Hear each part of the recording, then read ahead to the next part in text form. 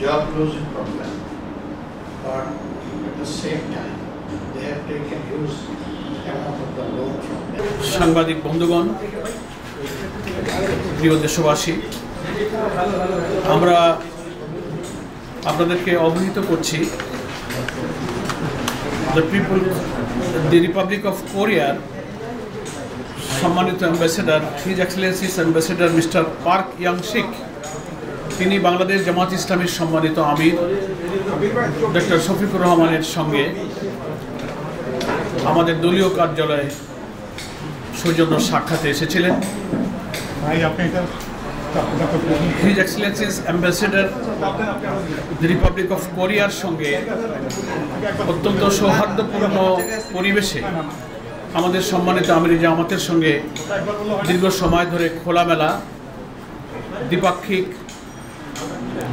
অর্থনৈতিক, বাণিজ্যিক এবং দেশের নিজেদের পরিবেশ সম্পর্কে খুব চমৎকার আলোচনা হয়েছে। সে সম্পর্কে আমি খুবই সংক্ষেপে আপনাদের সামনে কিছুটা ব্রিফ করছি। আমাদের সঙ্গে আপনারা দেখতে পাচ্ছেন বাংলাদেশ জামাত ইসলামীর সম্মানিত সহকারী সেক্রেটারি জেনারেল, আমাদের প্রচার মিডিয়া বিভাগের প্রধান অ্যাডভোকেট এহসানুল মাহবুব জুবায়ের এবং আমাদের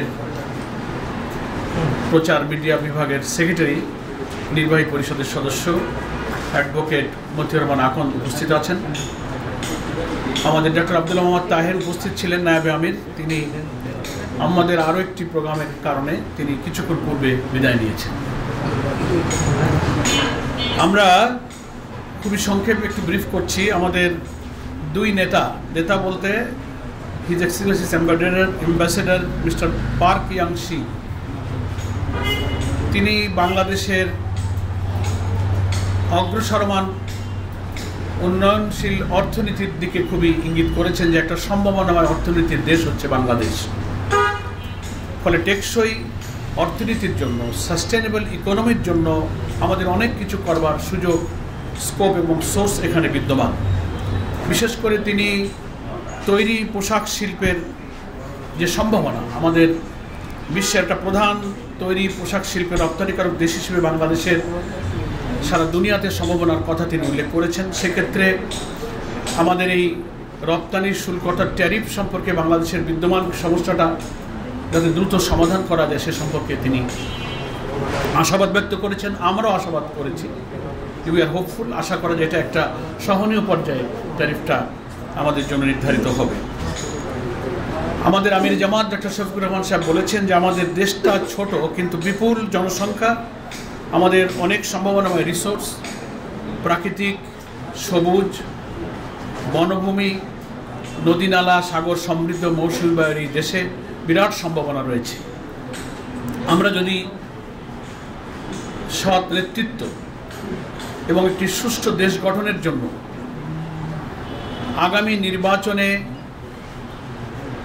বিভিন্ন সংস্কারের মধ্য দিয়ে একটা গণতান্ত্রিক উন্নয়নশীল সম্ভাবনাময় দেশ গঠনের যে প্রচেষ্টা চালিয়ে যাচ্ছি, সেক্ষেত্রে সম্ভব হলে আমরা এই দেশটাকে একটা করাপশন ফ্রি, একটা সাস্টেনেবল ইকোনমির দিকে নিয়ে যেতে পারি। এ ব্যাপারে আমাদের সম্মানিত আমির জামাত ওনার কাছে আশাবাদ ব্যক্ত করেছিল।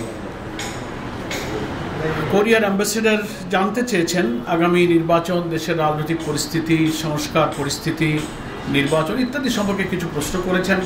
সে ব্যাপারে আমাদের সম্মানিত আমির জামাত বাংলাদেশের এসব বিষয়ে যে তথ্য সকলেই আমরা যেটা জানি সেগুলো উনি অবহিত করেছেন যে আমরাও একটা গুরুত্বপূর্ণ মেজর ইস্যুতে সংস্কার করে একটা ঐক্যমত্য পর্যায়ে পৌঁছবার জন্য সরকার যে সহযোগিতা করে যাচ্ছে, জামাতের প্রতিনিধি দল ঐক্যমত্য কমিশনে প্রতিদিন নিরবিচ্ছিন্নভাবে সেখানে সময় দিচ্ছেন।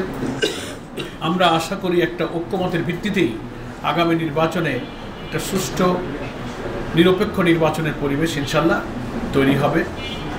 এবং আমাদের তরফ থেকে বলা হয়েছে, উনিও প্রশ্ন করেছিলেন নির্বাচনের দিনক্ষণ সম্পর্কে, নানান রকম খবর তো পত্রপত্রিকায় প্রকাশিত হচ্ছে, ফেব্রুয়ারির দিকে নির্বাচন হতে পারে। আমাদের আমির জামাত বলেছেন এই ধরনের প্রস্তাব রমজানের আগে নির্বাচনের এই প্রস্তাব আমাদের পক্ষে থেকেই আগে ছিল। তো সেসব বিষয়গুলো খুব খোলামেলা আলোচনা হয়েছে।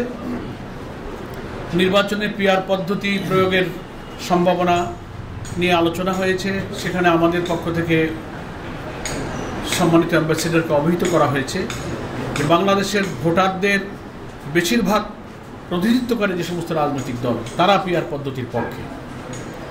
ফলে এটা যে কালো টাকা পেশি শক্তি থেকে নির্বাচনকে রক্ষা করে মনোনয়ন বাণিজ্য থেকে রক্ষা করে একটা কোয়ালিটি পার্লামেন্ট দিতে গেলে এবং প্রত্যেকটি ভোটারের যথাযথ মূল্যায়ন করতে গেলে পিআর পদ্ধতি হচ্ছে একটি উপযুক্ত পদ্ধতি। এ সম্পর্কে ঘরোয়া আমাদের দৃষ্টিভঙ্গিটা তিনি সেখানে উল্লেখ করেছেন। এই মোটামুটি এইসব বিষয়ে আলোচনা হয়েছে এবং কোরিয়া, চীন, জাপান, পার্শ্ববর্তী সব দেশগুলো আমাদের যে উন্নয়ন অংশীদার, তার মধ্যে কোরিয়াও আমাদের একটা অন্যতম উন্নয়ন অংশীদার। তার সাথে দ্বিপাক্ষিক ব্যবসা বাণিজ্য, শিল্প, অর্থনীতি, বিনিয়োগ ইত্যাদির সম্ভাবনা নিয়ে আমাদের মধ্যে আমিরি জামাতের সঙ্গে সম্মানিত অ্যাম্বাসেডর মিস্টার পার্ক ইয়াংসিংয়ের সঙ্গে গুরুত্বপূর্ণ সৌহার্দ্যপূর্ণ খোলামেলা আলোচনা হয়েছে। বাস এতটুকুই আপনাদের কাছে আমরা ব্রিফ করলাম। সকলকে ধন্যবাদ।